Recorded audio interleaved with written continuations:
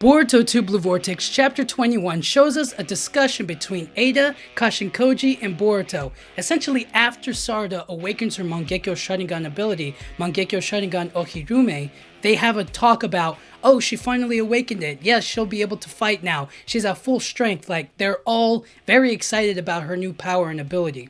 Especially because Boruto already kind of had a little insight from Sasuke telling him that Sarada's Mangekyo Sharingan ability is going to be really powerful. It's going to be something to behold. It's going to be something really important to the future.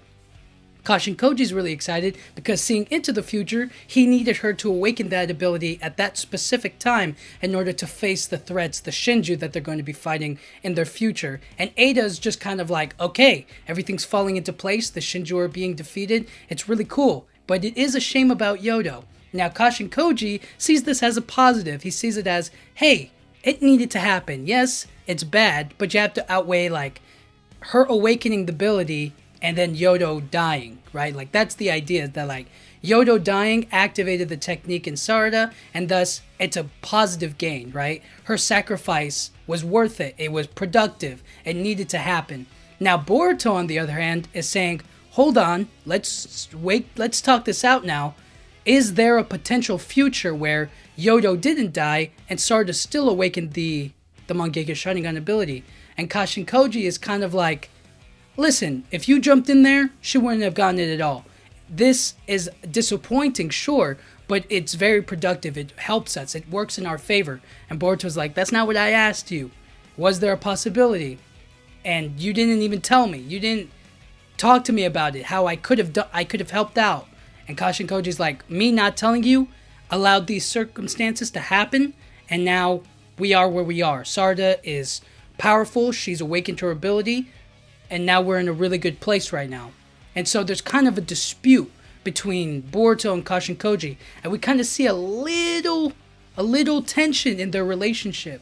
It's not as much of a friendly relationship. It's more so like Kashin Koji is using Boruto as a tool to create the best future. Now, that inherently isn't a bad thing, but when you look at what Kashin Koji is willing to sacrifice, like Yodo, you kind of understand that for the greater good, the larger picture, he's willing to sacrifice Yodo. Who else is he willing to sacrifice? Is he willing to sacrifice Sarada, or Mitsuki, or Konohamaru? And that's when we eventually see that Boruto disobeys Kashin Koji entirely and goes to save, Konohamaru from Matsuri. Now, when Boruto does this without telling Kashin Koji's like, he's going to ruin everything. He's basically insinuating that Boruto jumping in is going to ruin all of their progress. Defeating Ryu and him now just destroying Matsuri is going to bring out Jura, and that's going to end badly for everybody. It means that the Soul Thorn Bulb of Ryu and possibly Matsuri are going to be taken by Jura, they're going to be revived, and everything's going to spiral down.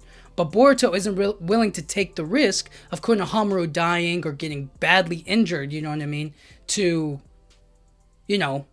save him is his main goal. He wants to protect the people that he cares about, the people that he loves and that he wants to see flourish. But Kashin Koji, on the other hand, he might be willing to sacrifice them. So him jumping in was kind of disobeying him. Now, there's tension. Now, the next chapter, something's going to go wrong. Obviously, because Boruto jumped in, because of his personal values, because of his beliefs, because he wants to save Konohamaru. So everything might just spiral downhill from here. So that means Sarada awakening her Mangekyo Sharingan, and Konohamaru basically like cutting or defeating Matsuri all on his own is out the window, which is a potential. With Boruto not jumping in, who knows if Konohamaru would have been able to attack.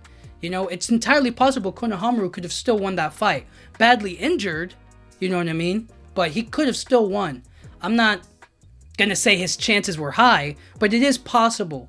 And because of that, Boruto has just ruined everything. And I think in the next chapter, we're going to see the consequences of Boruto being the good guy, saving the day, as we say it, And Kashin Koji is basically going to have to do a damage control and figure out like, darn it, he's going against me. Their partnership isn't really friendly. It isn't, respected. It's kind of like there's high tension between them right now.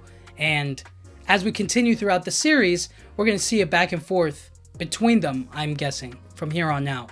And it's going to be really difficult to know, especially because Kashin Koji doesn't tell Boruto everything. He doesn't tell him all of the different paths, especially when it comes to people that he cares about. And I'm talking specifically about Kawaki. He's withholding information about who Kawaki is or what he's really going to do. So it's going to be interesting to see how things play or move forward from here.